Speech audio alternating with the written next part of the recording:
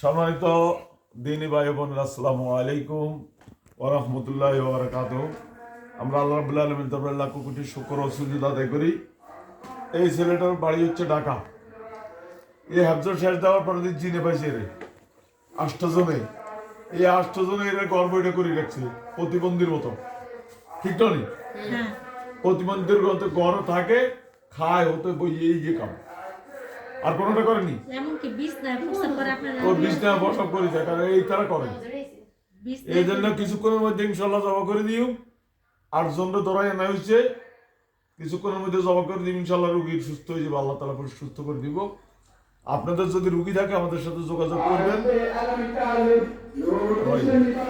আমাদের নাম্বার হচ্ছে 01710886467। এই নম্বরে যোগাযোগ করবেন। এর দেখেন এই ছেলেটার একটা শেষ করে দিছে।